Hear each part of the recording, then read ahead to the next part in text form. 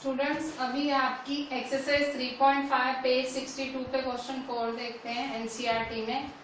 First number यही है, solve ही करना है आपको। ये भी देखो, first a part of monthly hostel charges is fixed and the remaining depends on the number of days one has taken food in the mess. देखो मतलब हॉस्टल की बात हो रही है, तो जो मंथली हॉस्टल चार्जेस लगते हैं तो उसमें एक पार्ट तो फिक्स है, मतलब फिक्स आपको इतने हॉस्टल चार्जेस भरने ही भरने हैं, और जो बाकी के हॉस्टल चार्जेस हैं वो उन पर डिपेंड करता है कि आपने मेस से कितना दिन खाना लिया। मेस मतलब हॉस्टल की जो कैंटीन वगैरह होती है उसे मेस कहते हैं।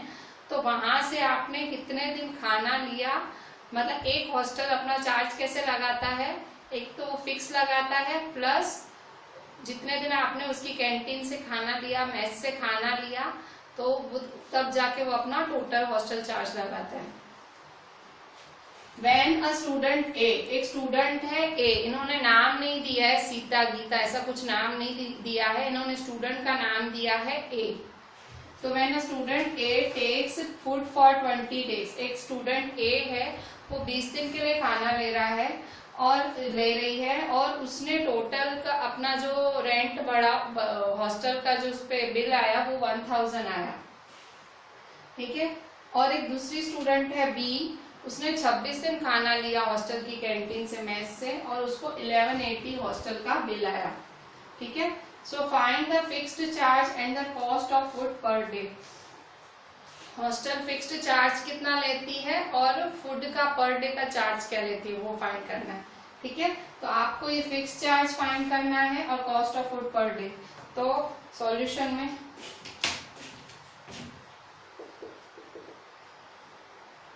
let the fixed charges be rupees x, ठीक है। जो फिक्स चार्जेस है हॉस्टल के वो समझो x हैं, and the cost of food per day, और रोज का जो कॉस्ट है खाने का, जो रोज का कॉस्ट है, the cost of food per day is ₹y,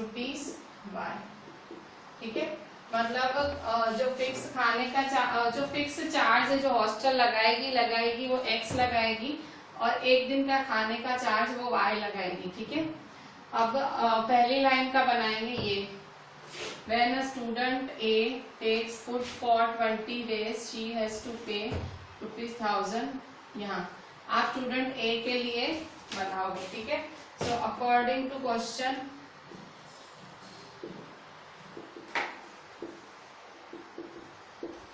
for student A, student A के लिए क्या इक्वेशन बनेगी, स्टूडेंट ए, तो देखो student A takes food for 20 days, student A 20 दिन के लिए खाना ले रही है और शी हैज टू पे 1000, उसका 1000 बिल आया। तो देखो 1000 बिल आया तो इज इक्वल टू 1000, खाना कितने दिन ले रही है, 20 दिन, ठीक है। 20 दिन खाना ले रही है तो खाने का चार्ज कितना है, हमने कितना सपोज किया है y, देखो फूड का चार्ज हमें y, तो मतलब 20y, और x तो उस पे लगना ही लगना है, मतलब फिक्स जो चार्ज है, देखो फिक्स चार्ज क्या है x, ठीक है। तो x + 20y, ठीक है। तो इस तरह से ये इक्वेशन 1 बनी। कैसे बनी, मतलब फिक्स तो भाड़ा भरना ही भरना है स्टूडेंट ए को, जो फिक्स चार्ज है हॉस्टल का जो फिक्स चार्ज है वो तो उसे भरना ही भरना है, और उसे खाने का रोज का देना है, ठीक है। तो 20 दिन खाया उसने तो 20 मल्टीप्लाई 20y देना है उसको, ठीक है। तो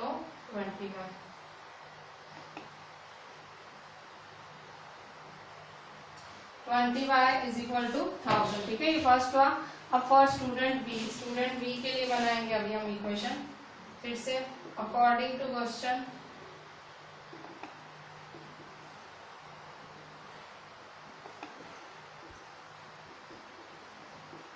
फॉर स्टूडेंट बी। अब स्टूडेंट बी के लिए कैसे रहेगा खाने का, स्टूडेंट बी भी ऐसे ही, उस पे देखो स्टूडेंट बी के लिए ये वाला यहाँ से पढ़ोगे, यहाँ से अ स्टूडेंट बी, ठीक है।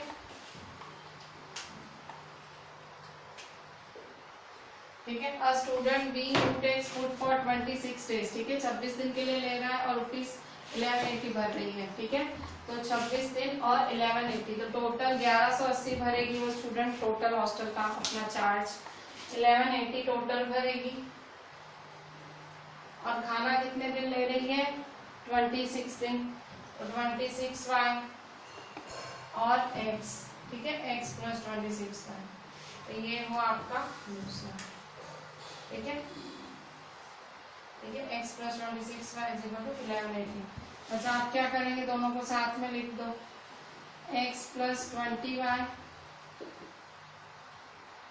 और x प्लस 26y, ठीक है। साइन चेंज करो, माइनस माइनस माइनस, ठीक है, तो x x कैंसिल, 20y में से 26y है, 20y में से 26y प्लस माइनस माइनस, 26 में से 20 गए 6 और साइन बढ़ेगी, और 1180 में से 1000 गए, 1180 में से 1000, 081 180 साइन माइनस की, ठीक है। तो इस तरह से आपने माइनस किया।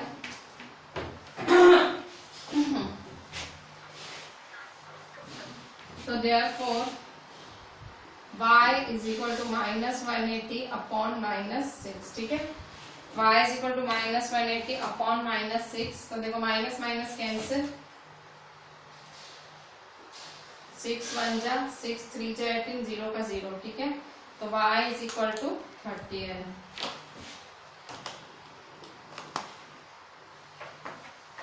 ठीक है, y 30 है।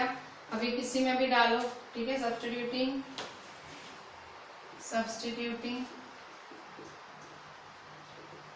इन इक्वेशन 1, ठीक है, तो x plus 20y is equal to 1000, तो therefore x plus 20 into 30 is equal to 1000, y की जगह क्या डाला, 30 डाल दिया, ठीक है, तो देयरफॉर x प्लस 2 3 जा 6, 2 0 लगेंगे, is equal to 1000,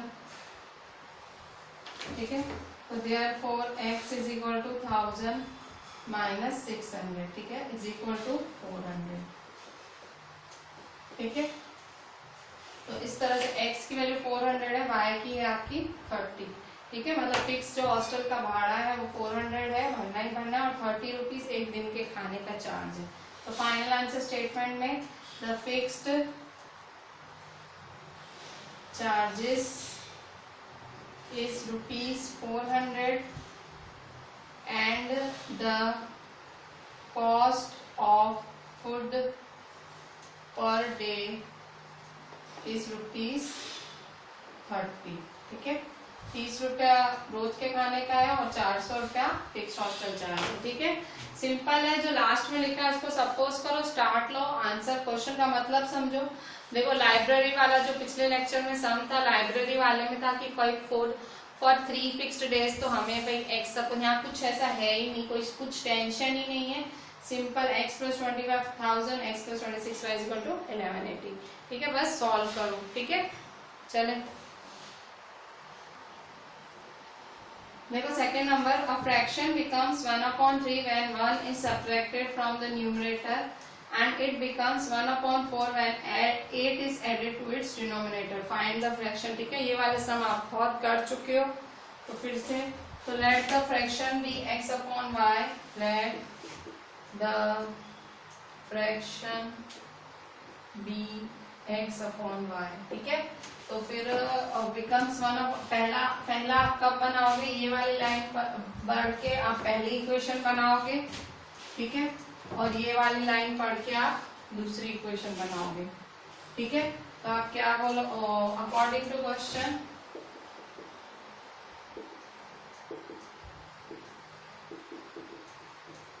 a fraction becomes 1/3, तो becomes 1/3 equal to 1/3 when 1 is subtracted from numerator, ठीक है, न्यूमरेटर से 1 सब्ट्रैक्ट होगा, मतलब x minus 1, when 1 is subtracted from the numerator, तो डिनोमिनेटर के लिए कुछ नहीं दिया हुआ है, तो y का y रहेगा, ठीक है, क्योंकि उसने कुछ बोला ही नहीं, इसने खाली बोला है 1 is subtracted from the numerator, कि न्यूमरेटर से 1 माइनस होगा। उसने डिनोमिनेटर के लिए कुछ नहीं बोला है, तो y का y ही रहेगा। ठीक है, तो फिर ये देखो, अब इसको सॉल्व करो, ये इधर ले जाओ, ये इधर ले जाओ। Therefore 3x minus 1 is equal to 1 into y। ठीक है, तो 3x जा 3x, 3 1 जा 3 is equal to 1 y जा y। ठीक है, तो therefore y इधर आएगा तो माइनस y, माइनस 3 इधर जाएगा तो प्लस 3, तो 3x minus y is equal to 3। ठीक है, इसको इक्वेशन 1 दो। अच्छा, अब फिर से अब दूसरा वाला पढ़ो। It becomes 1/4 when 8 is added to its denominator। कह रहा है जब इसके डिनोमिनेटर में 8 ऐड होगा तो वो 1/4 हो जाएगा। फिर से अकॉर्डिंग टू क्वेश्चन,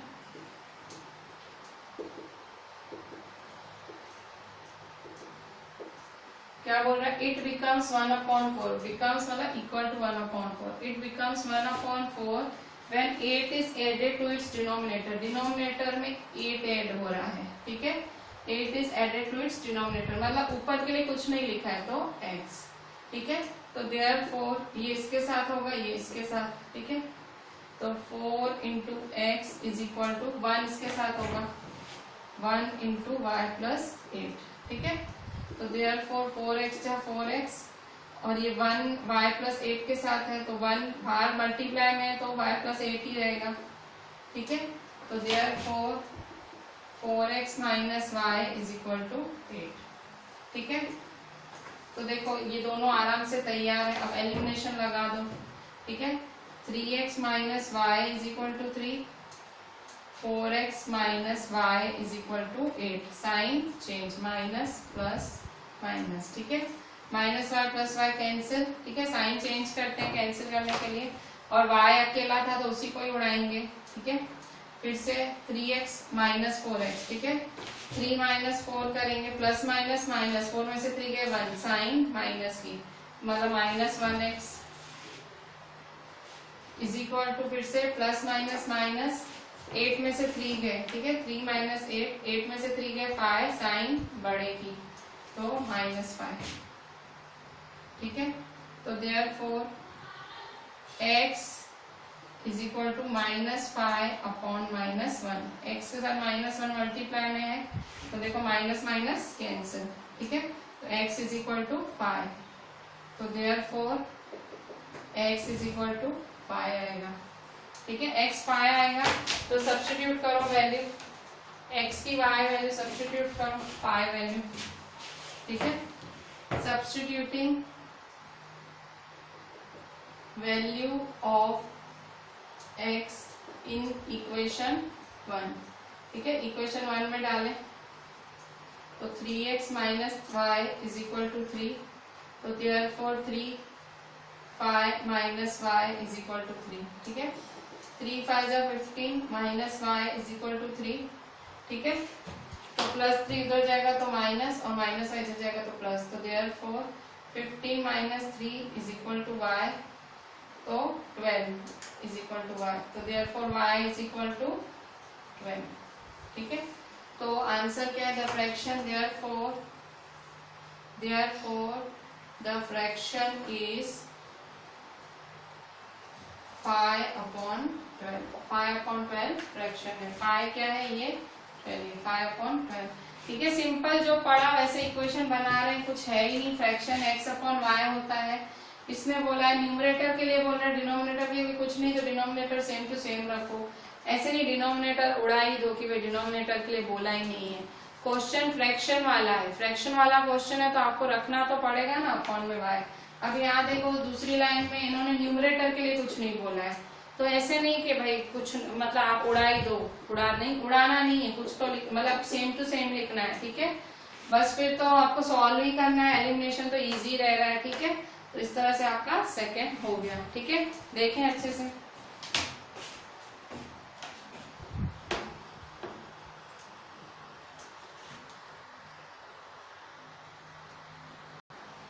बच्चों अभी आपका थर्ड नंबर है। ये थर्ड नंबर इम्पोर्टेंट भी है आपके एग्जाम के हिसाब से, थोड़ा सा डिफरेंट है अभी तक जितने सम्स किए उससे। देखो इसमें मार्क्स की बात है, यश है, यश को एक टेस्ट में 40 मार्क्स आए, टोटल 40 मार्क्स आए। Getting 3 marks for each right answer, उसने जो सही आंसर दिए थे ना, तो सही आंसर पे उसको 3 मार्क्स दिए टीचर ने, राइट आंसर पे 3 marks, and losing 1 mark for each wrong answer. और जो उसने गलत जवाब दिए उस पे उसके -1 मार्क्स हुए। मतलब उसकी स्कूल की टीचर ने या उसके टीचर ने नेगेटिव मार्किंग चलाई, मतलब सही आंसर लिखोगे तो प्लस और गलत लिखोगे तो माइनस, लूजिंग। जैसे बहुत सारी एंट्रेंस एग्जाम्स होती हैं, आप अभी पढ़े हुए हो, आपको पता होगा, एंट्रेंस एग्जाम्स होती है उनमें नेगेटिव मार्किंग होती है। तो यहाँ पे यश की भी नेगेटिव मार्किंग हो रही है। अगर वो गलत दे रहा है तो उसकी मार्क 1 लूज हो रही है, सही दे रहा है तो उसको 3 मार्क मिल रही है। ठीक है, तो ये पहला केस, ठीक है, यश का ये पहला केस। ठीक है, फिर दूसरा केस क्या है, दूसरा केस ये had 4 marks been awarded for each correct answer। Suppose उसकी टीचर ने उसको सही आंसर पे 4 मार्क्स दिए होते और गलत पे 2 मार्क्स काटे होते। डिडक्ट मतलब काटना, लूज और डिडक्ट वर्ड का मीनिंग एक ही होता है, काटना। ठीक है, तो उसकी मैडम ने उसके 2 मार्क्स काटे होते इनकरेक्ट आंसर के लिए, गलत आंसर लिखने के लिए, तो then Yash would have scored 50 marks. तो उसने 50 मार्क्स स्कोर किए होते। ठीक है, तो देखो इसमें भी 2 पार्ट है क्वेश्चन के, क्वेश्चन 1 क्वेश्चन 2। आपसे क्या पूछ क्या रहा है, how many questions were there in the test, बताओ टोटल क्वेश्चंस कितने थे। देखो इसमें कुछ समझ ही नहीं आ रहा है। हाँ, जो दो चीजें पता लगी वो ऐसी पता लगी हैं कि टोटल उसके मार्क्स आ रहे हैं, गलत देने पे और सही देने पे फिर उसके मार्क्स आ रहे हैं। ठीक है, गलत प्लस सही। देखो अब मैं आपको एक फॉर्मूला बताती हूँ, वो आप अपने मार्जिन पे लिख दो। ठीक है, देखो कभी भी टोटल मार्क्स निकालते हैं, कोई ऐसा एग्जाम होता है तो टोटल मार्क्स निकाले जाते हैं, तो कैसे निकाले जाते हैं, तो number of correct answers multiply correct marks plus number of wrong answer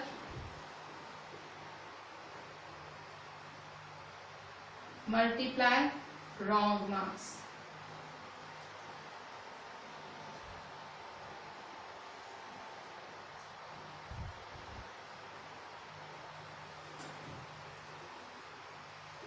मतलब तो आपको जब भी आपका टोटल निकाला जाता है, कोई भी टेस्ट दी जाती है तो कैसे टोटल निकाला जाता है, समझो आपका टोटल आया, समझो आपने किसी एग्जाम में, अच्छा चलो इसी की बात लो, तो देखो कैसे टोटल आया होगा, नंबर ऑफ करेक्ट आंसर, उसने कितने सवाल कितने सही दिए उनकी मार्क्स कितनी, प्लस कितने गलत दिए उनकी मार्क्स कितनी, तो दोनों का प्लस होगा तो टोटल मार्क्स आएगी। ठीक है, क्या है formula, number of correct marks, number of correct questions multiply correct marks plus number of wrong questions multiply wrong marks is equal to total marks. ठीक है, तो यही फॉर्मूला आपको इस पे सेट बिठाना है। कैसे बिठाओगे, तो देखो यहाँ पे, तो आपको पहले सपोज करना पड़ेगा, let the number of correct questions be x and let the number of wrong answers be y। ठीक है,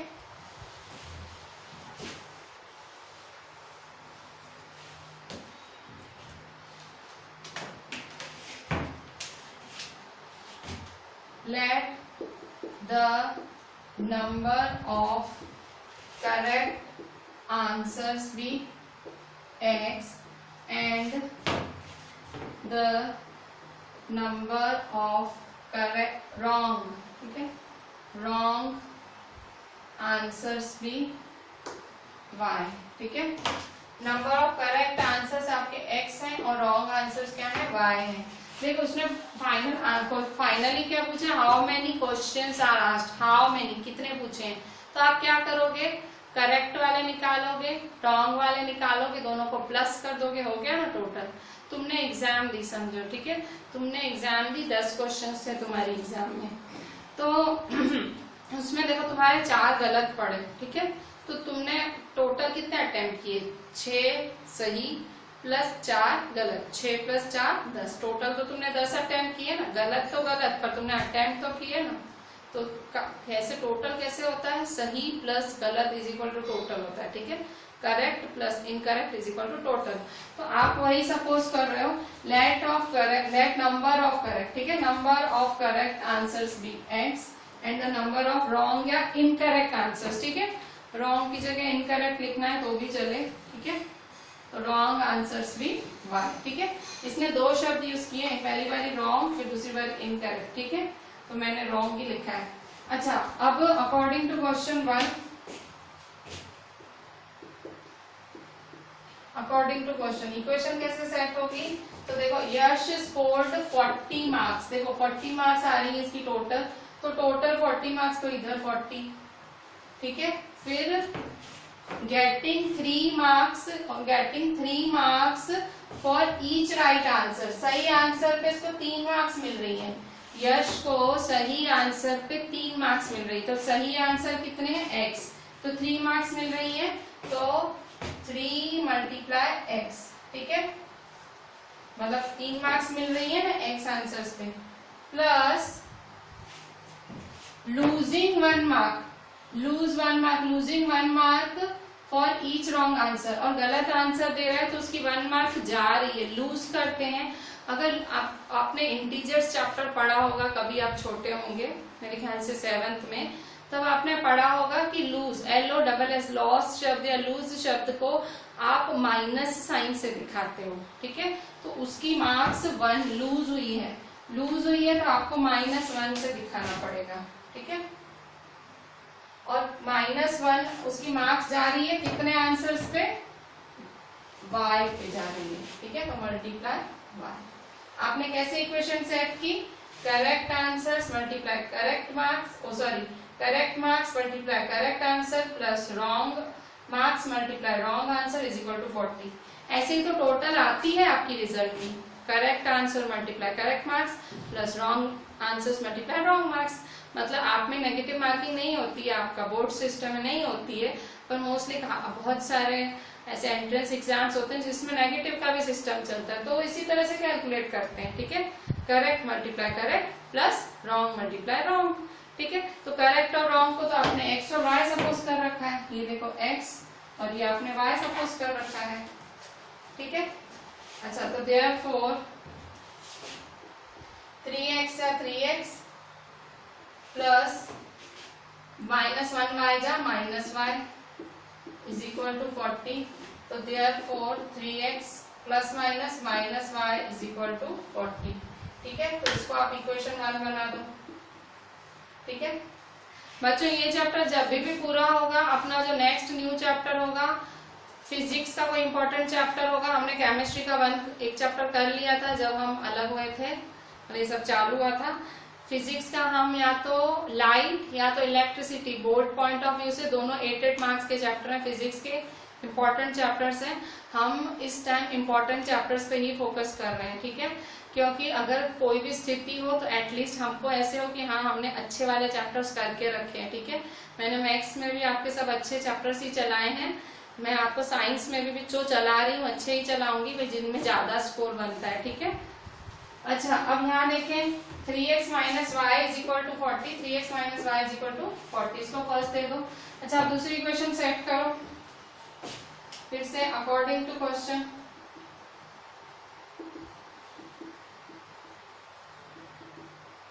अकॉर्डिंग टू क्वेश्चन फिर से देखो यहाँ पे दूसरा, had 4 marks been awarded for each correct answer, ठीक है।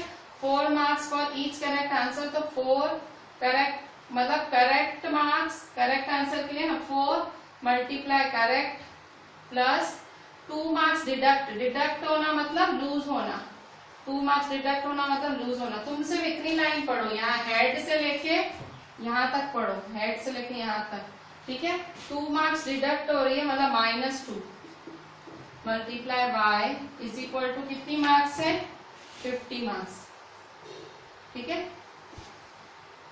लूज के लिए भाई उसके मार्क्स डिडक्ट हो रहे हैं, लूज हो रहे हैं। लूज होना, डिडक्ट होना मतलब कटना, कटने को तुम माइनस से दिखाओगे, ठीक है। ये कहाँ से आया? ये तुम्हारी 7वीं की मैथ्स है, स्टैंडर्ड 7 की मैथ्स है, ठीक है। नहीं आती है तो 7th स्टैंडर्ड वाली टीचर को जाके मारो, ठीक है। 4x जा 4x प्लस -2y जा -2y, ठीक है, -2y इज इक्वल टू 50, ठीक है। तो therefore 4x plus minus -2y is equal to 50, ठीक है। तो देयरफॉर देखो 4x और 2y में से कॉमन निकल रहा है, 4 और 2 में से 2 कॉमन निकल रहा है, मैं निकाल लेती हूँ। दिखता है तो निकाल लेने का, ठीक है, फिर क्यों फालतू में रखने की इक्वेशन। 2 2 जा -2 1 जा, ठीक है। तो therefore 2x minus y is equal to 50/2, ठीक है। तो therefore 2x minus y is equal to, cut short करें, कट शॉर्ट कैसे करेंगे? 2 1 जा 2 2 जा 4 2 5 जा 10, ठीक है। तो 25, 2x minus y is equal to 25, ठीक है। इसको सेकंड दे दें। अच्छा, आप दोनों को साथ में लिखें, ठीक है। 3x minus y is equal to 40, 2x minus y is equal to 25, ठीक है। Sign change, minus plus minus, ठीक है। साइन चेंज कर दी, तो साइन चेंज की क्यों की? काटने के लिए की, काट लो, ठीक है। Minus y plus y cancel, 3x minus 2x नई साइन, ठीक है। 3x माइनस 2x 1x, ठीक है। तो 1x इज इक्वल टू 40 में से 25 गए, 40 में से 25 गए, 10 में से 5 गए 5, 3 में से 2 गए 1, 15, ठीक है। तो therefore x is equal to 15, ठीक है। x 15 के बराबर है। अच्छा, अब इसकी वैल्यू किसी में भी आप डालें, x 15 की वैल्यू किसी में भी डालें,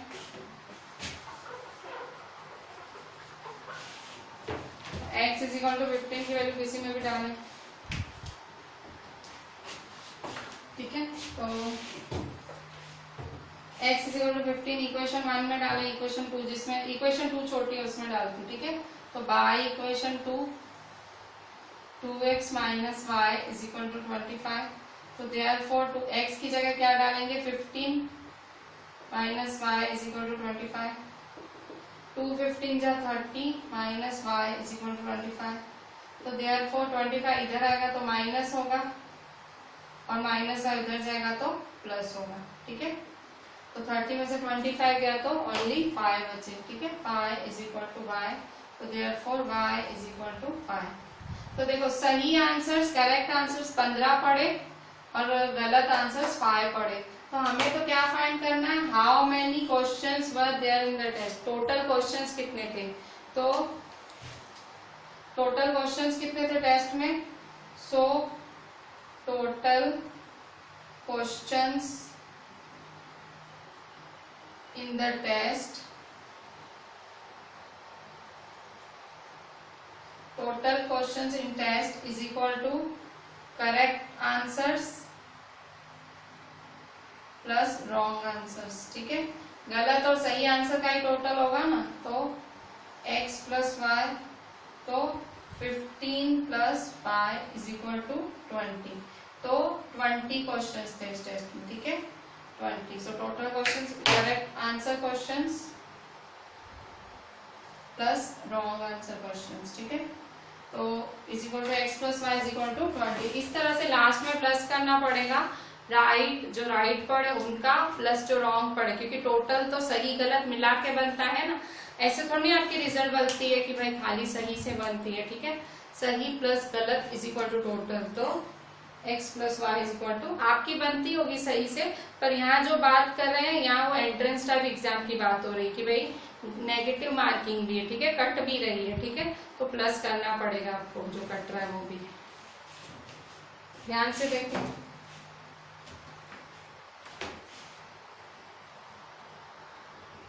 बच्चों अभी ये फोर्थ वाला थोड़ा सा डिफरेंट सम है, आपको समझना पड़ेगा, समझ के ही कर पाओगे। क्वेश्चन है fourth, places A and B are 100 kilometre apart on a highway. एक हाईवे है उस पे दो जगह हैं ए और बी, ये दोनों जगह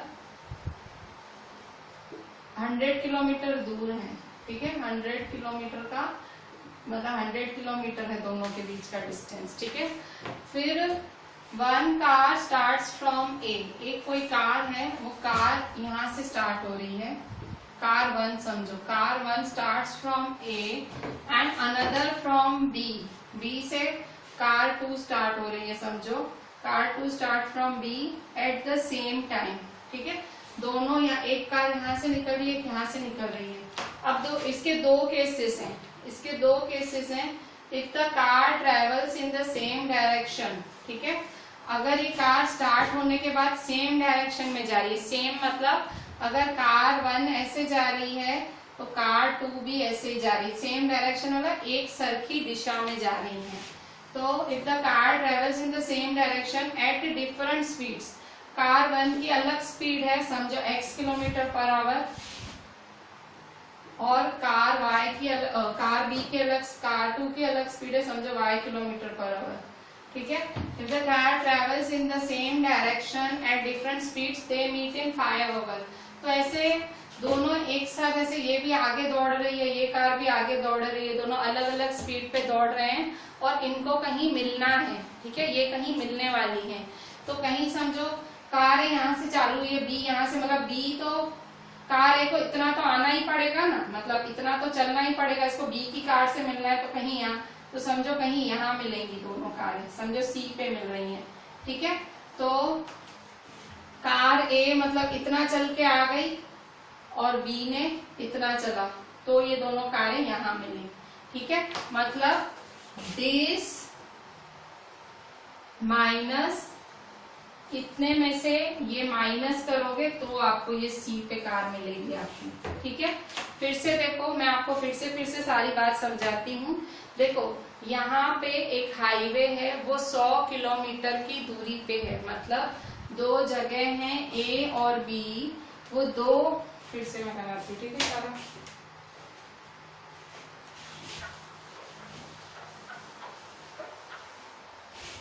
देखो एक हाईवे है, वो 100 किलोमीटर की दूरी पे है, ठीक है, 100 किलोमीटर की दूरी पे है एक हाईवे, ठीक है। तो यहाँ से एक कार वन निकली, उसकी स्पीड है x किलोमीटर पर आवर, ठीक है। यहाँ से कार टू निकल रही है जिसकी स्पीड है y किलोमीटर पर आवर, ठीक है। और इन कारों को मिलना है, देखो उसके लिए इन्होंने क्राइटेरिया दिया है, ये वाली लाइन देखो, if the car travels in the same direction, अगर कार एक ही डायरेक्शन में जा रही है और अलग अलग स्पीड में जा रही है, वो 5 घंटे में मिलेंगी, ठीक है। मतलब कार 5 घंटे में कैसे मिलेगी, तो देखो ये ए से कार चाल सेम डायरेक्शन है, तो मतलब ये सीधी जाएगी, ये भी ऐसे सीधी जाएगी, तो देखो ये सीधी सीधी सीधी सीधी इतनी तो आएगी, और ये आगे चल रही तो इतनी तो चलेगी, तो कहीं समझो यहाँ मिलेंगे सी पे, कहीं सी पे ये मिलेंगे, ठीक है। तो फिर डिस्टेंस कैसे फाइंड करोगे आप, ये पूरा देखो, ये कार वन कहाँ से कहाँ तक चल के आई है, यहाँ से यहाँ तक सी तक चल के आई है, ए से लेके सी तक चल के आई है। कार वन कहाँ से कहाँ तक चल के आई है, ए सी, ठीक है। और ये कार टू कितना चली है, कार टू चली है बी सी, कार टू कितना चली है, ठीक है, बी सी। तो अगर ये ए सी में से बी सी माइनस होगा तो क्या बचेगा, ए बी, ठीक है। अच्छा AC क्या है आपका, AC आपका डिस्टेंस है, किसका, कार A का डिस्टेंस है, AC किसका है, कार A का डिस्टेंस है, ठीक है। तो डिस्टेंस की फॉर्मूला क्या होती है, distance is equal to speed into time होता है, ठीक है। तो AC distance is equal to speed into time, speed क्या सपोज की है, x सपोज किया है, और टाइम क्या है, टाइम क्या है 5 आवर्स, देखो 5 आवर्स है, ठीक है। तो स्पीड, ये स्पीड x है ना, स्पीड इंटू टाइम 5 मतलब 5x ही हुआ ना, माइनस BC क्या है, ये रहा BC आपका, B इसकी स्पीड क्या है y, ठीक है, और ये भी कितना टाइम ले रही है, 5 घंटे, मतलब दोनों मिला के 5 घंटे ले रही है। दे मीट इन 5 आवर्स, तो इसका भी 5 है, ठीक है, क्योंकि स्पीड इनटू टाइम, स्पीड क्या है y और टाइम है 5, is equal to AB। AB क्या है, AB तो 100 किलोमीटर है ना, देखो क्वेश्चन में 100 किलोमीटर है, तो 100, ठीक है। 5x minus 5y is equal to 100, ठीक है। तो देयरफॉर 5 कॉमन निकालो, अंदर क्या बचेगा, x minus y is equal to 100। Therefore x minus y is equal to 100 upon 5, 5 1 जा 5, 20, x minus y is equal to 20।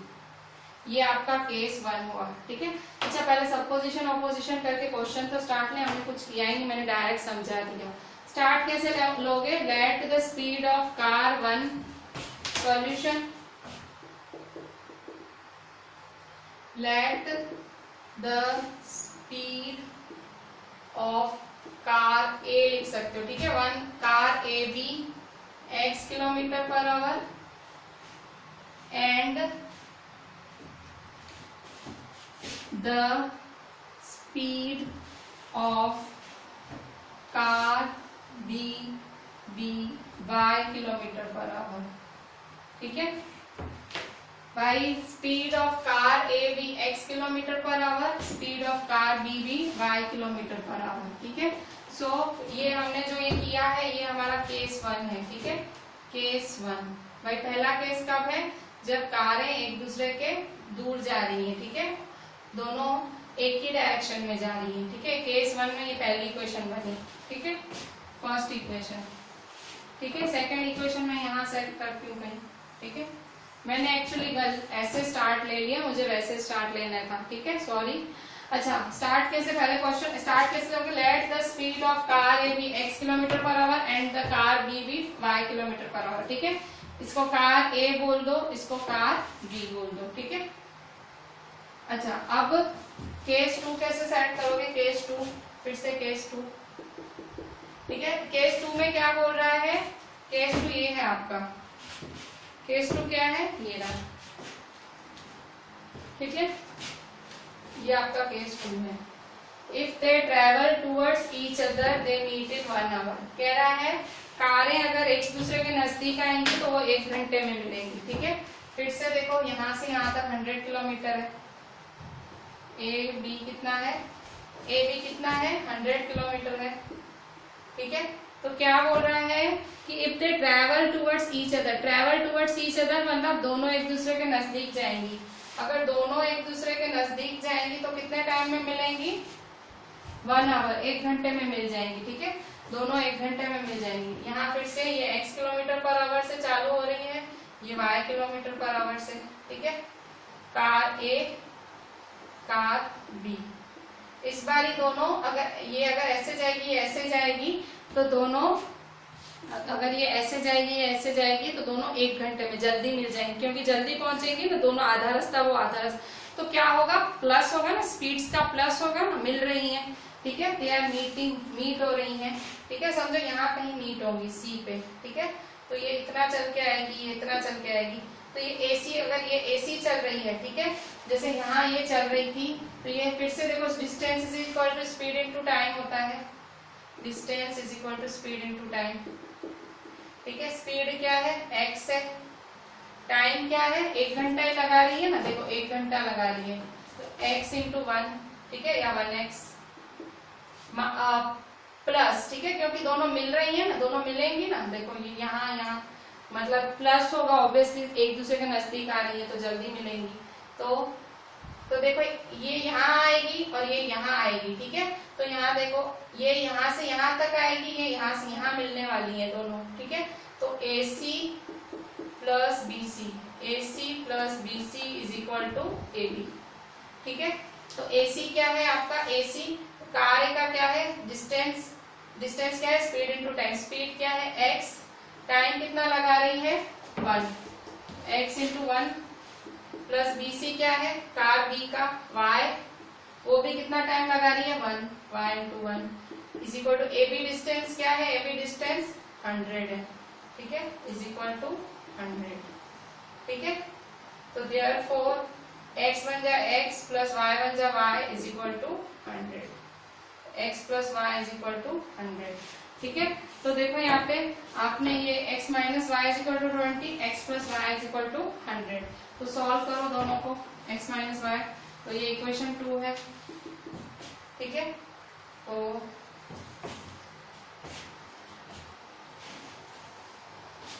ठीक है, अब दोनों को साथ में लिख दो, x minus y is equal to 20, x plus y is equal to 100, minus y plus y cancel, x plus x 2x, 20 plus 100 120, तो x is equal to 120 upon 2, 2 1 जा 2, 6 जा 0, 60, x इज इक्वल टू 60। ठीक है, 60 की value किसी में भी डालो, इक्वेशन 1 या 2 में, इक्वेशन 1 में डालो तो बाय इक्वेशन 1। ठीक है, 60 की वैल्यू इक्वेशन 1 में डालो, x minus y is equal to 20, तो x minus y is equal to 20, तो therefore 60 minus y is equal to 20, therefore minus y उधर जाएगा, 20 इधर, 60 minus 20 is equal to y, 60 minus 20 40 is equal to y. ठीक है, therefore y is equal to 40, मतलब car ए की speed क्या है 60 किलोमीटर पर आवर और कार बी की 40 kilometre, so speed of car A is 60 kilometre per hour and car B is 40 kilometre per our. इसमें वाले ये बनाओगे नहीं ना, फिगर समझ नहीं आएगा, मतलब A कार यहाँ से निकली और B कार ऐसे निकली, तो दोनों को एक ही डायरेक्शन में, इन द सेम डायरेक्शन बोल रहे हैं, एक ही दिशा में, इन द सेम डायरेक्शन, तो एक ही दिशा में जा रही हैं, तो ऑब्वियसली टाइम लगेगा, माइनस होगा, तो कार ए समझो यहाँ से सी पे मिलने वाली है, तो कार ए कितना चल जाएगी AC, कार बी कितना चल जाएगी BC, तो AC minus BC is equal to AB। करके देखो, देखो AC में से BC माइनस करो तो AB, AC क्या है, AC कार ए की डिस्टेंस है, कार ए का डिस्टेंस है 5x, BC क्या है, कार B का डिस्टेंस है 5y, 5 कॉमन निकला x minus y, x minus y is equal to 20। फिर उसी तरह से केस 2 यहाँ मिलने वाली है। ठीक है, तो मिलने वाली है तो प्लस, तो AC plus BC is equal to AB, AC क्या है 1x plus 1y is equal to 100, तो x plus y is equal to 100। ठीक है, थोड़ा समझने का क्वेश्चन है, 2-3 बार आप डिवाइड कर करके समझना, आ जाएगा आपको।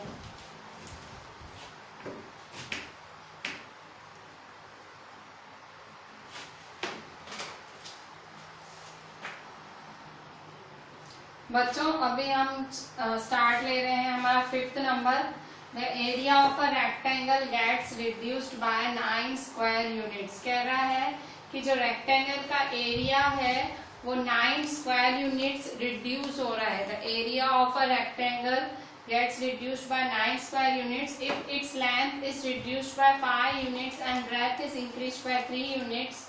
देखो बात क्या कर रहा है, एक तो उसने एरिया ऑफ रेक्टेंगल बोला, दूसरा लेंथ की बात की, तीसरा ब्रेथ। एरिया ऑफ रेक्टेंगल की बात की, लेंथ की बात की और ब्रेथ की बात की। If we increase the length by 3 units and the breadth by 2 units, the area increases by 67 square units. Find the dimensions of the rectangle. Dimensions of the rectangle मतलब rectangle के बारे में बात कर रहा है। rectangle के dimensions कितने हैं, length and breadth। ठीक है, वो रेक्टेंगल के डायमेंशंस की बात कर रहा है, मतलब वो लेंथ और ब्रेथ की बात कर रहा है। ठीक है, तो लेट सॉल्यूशन,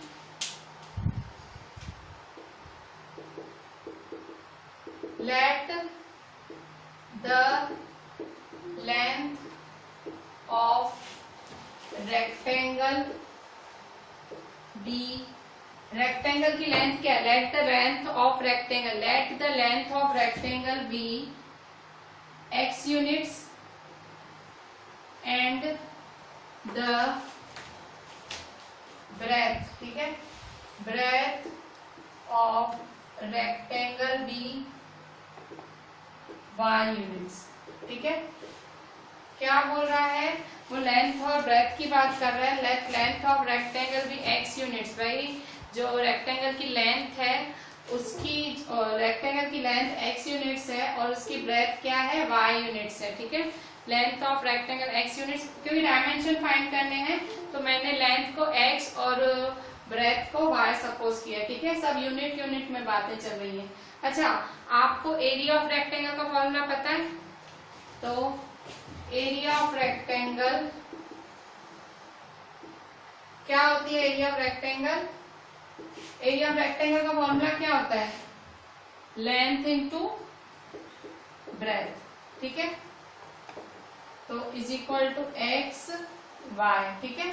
तो therefore area of rectangle is equal to x y, ठीक है। Area of rectangle x y है, ठीक है। Therefore area of rectangle is x y, ठीक है। तो वो क्या बोल रहा है कि भाई इसने हमने लेंथ ऑफ रेक्टेंगल को x सपोज किया, ब्रेथ को y, area of rectangle x y। अब क्वेश्चन पे आते हैं, ठीक है। ये तीनों फॉर्मेलिटी वाली लाइन थी, भाई लेंथ को सपोज करो, ब्रेथ को सपोज करो, एरिया ऑफ रेक्टेंगल का फॉर्मूला तुम पढ़ रहे हो 6th की 7th स्टैंडर्ड से, ठीक है। अच्छा, अब पहली लाइन पढ़ो, अब फॉर इक्वेशन बनाओ। फर्स्ट लाइन ये वाली, ठीक है। According to question, according to question, ठीक है।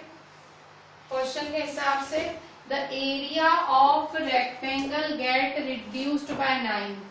रिड्यूस्ड वर्ड का मतलब क्या होता है? माइनस बाय 9, ठीक है। एरिया ऑफ रेक्टेंगल क्या है? एक्स वाई, ठीक है। तो एक्स वाई माइनस 9, ठीक है। Area of rectangle get reduced by 9 if its length मतलब equal to, if its length is reduced by 5। Length कितना रिड्यूस हो रही है? 5। if its length is reduced by 5, if its length is reduced by 5 and breadth is increased by 3, breadth is increased by 3। अब आप कहोगे आपने ये कैसे फॉर्मूला सेट किया? तो आपको पता है area is equal to length into breadth. आपको एरिया ऑफ रेक्टेंगल का फॉर्मूला पता है, लेंथ इंटू ब्रेथ। तो जब इसने एरिया की बात की तो मैंने यहाँ लिखा एक्स वाई माइनस 9। जब उसने लेंथ की बात की तो लेंथ का लेंथ के नीचे रिड्यूस बाय 5 है ना, तो मैंने x माइनस 5 लिखा। फिर उसने इंक्रीज की बात की तो y प्लस 3 लिखा, ठीक है। तो इस तरह से area is equal to length into breadth, ठीक है। अच्छा, इसको सॉल्व करो। तो therefore x y minus 9 is equal to x y जा एक्स वाई, एक्स 3 जा 3x, ठीक है। 5y जा 5y, 5 3 जा 15, माइनस प्लस माइनस माइनस 15, ठीक है। एक्स वाई जा एक्स वाई, एक्स 3 जा 3x, माइनस 5y जा माइनस 5y, माइनस 5 3 जा माइनस 15, ठीक है। अच्छा, आप क्या करोगे? एक्स वाई के साथ एक्स वाई कैंसिल करो, एक्स वाई के साथ एक्स वाई कैंसिल करो, ठीक है। तो therefore minus 9 is equal to 3x minus 5y minus 15, ठीक है। माइनस 15 को उठा के उधर ले जाओ तो प्लस 15 हो जाएगा, ठीक है। तो therefore 15 minus 9 is equal to 3x minus 5y, ठीक है। माइनस 15 उधर गया तो प्लस 15, ठीक है। तो देयरफॉर 15 माइनस 9 क्या है? 6 is equal to 3x minus 5y, ठीक है। तो therefore 3x minus 5y is equal to 6, ठीक है। ये आपकी इक्वेशन 1 है, ठीक है। इक्वेशन 2 भी ऐसे ही सेट करो according to equation 2, according to question, ठीक है। फिर से according to question, according to question. फिर से अभी कौन सी ये वाली लाइन पढ़ो,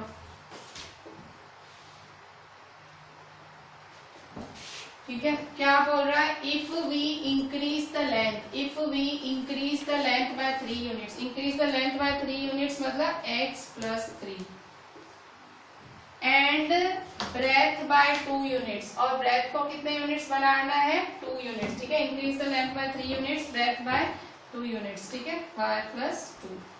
the area increases by 67, area कितनी बढ़ जाएगी? 67, मतलब xy प्लस 67, ठीक है। तो xy प्लस 67। ठीक है, तो देखो area of rectangle is equal to length into breadth, मतलब सबका प्लस प्लस हो रहा है। देखो एरिया 60, एरिया देखो area is equal to length into breadth, तो एरिया 67 बढ़ जाएगी, लेंथ कितना बढ़ रहा है +3, तो x +3 and breadth by 2 units y +2। ठीक है, इसको भी सॉल्व करो। कैसे सॉल्व करोगे फिर से, therefore xy + 67 is equal to xy जा xy, x2 जा 2x, 3y जा 3y, 3 2 जा 6। ठीक है, xy जा xy, x2 जा 2x, 3y जा 3y, 3 2 जा 6। ठीक है, तो therefore xy + 67 is equal to xy। अच्छा यहाँ देखो xy xy कैंसिल हो रहा है, xy के साथ xy कैंसिल हुआ आपका। ठीक है, तो क्या बचेगा, तो therefore 67 is equal to 2x + 3y + 6। ठीक है, 67 is equal to 2x + 3y is equal to +6। 6 उधर ले जाओगे तो क्या होगा -6y - 6 is equal to 2x + 3y। ठीक है, तो therefore 2x + 3y is equal to 67 में से 6 क्या है तो 61। ठीक है,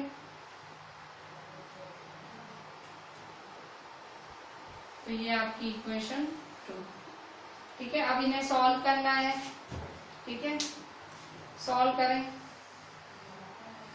3x - 5y is equal to 6, 2x + 3y is equal to 61। तो देखो कैसे करोगे, बहुत बड़ी बड़ी इक्वेशन है, सब्स्टिट्यूशन लगाओगे, एलिमिनेशन लगाओगे, बहुत लंबा जाने वाला है। ठीक है, तो देखें स्टूडेंट्स, अभी इसमें आपको जो करना है मैं होमवर्क में दे रही हूँ। दोनों इक्वेशंस एलिमिनेशन से कर रहे हो तो ये 3 2 पे ही करना, 5 3 बड़ा नंबर हो जाएगा। ये इस पूरी इक्वेशन को 2 से करना, इस पूरी इक्वेशन को 3 से करना अगर एलिमिनेशन यूज करना है तो। अगर क्रॉस मल्टीप्लिकेशन यूज करना है क्रॉस मल्टीप्लिकेशन करना। ये दो इक्वेशंस मैं होमवर्क में दे रही हूँ। ये वाला सम आपको 5th वाला आधा खुद कंप्लीट करना है। ठीक है, हाफ कंप्लीट खुद करना है। ठीक है, x और y निकालना है। ठीक है, और टेक्स्ट बुक में होमवर्क, टेक्स्ट बुक में आपका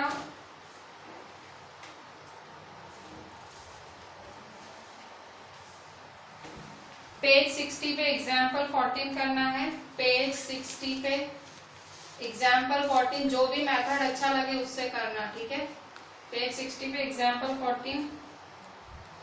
ठीक है, और आरडी में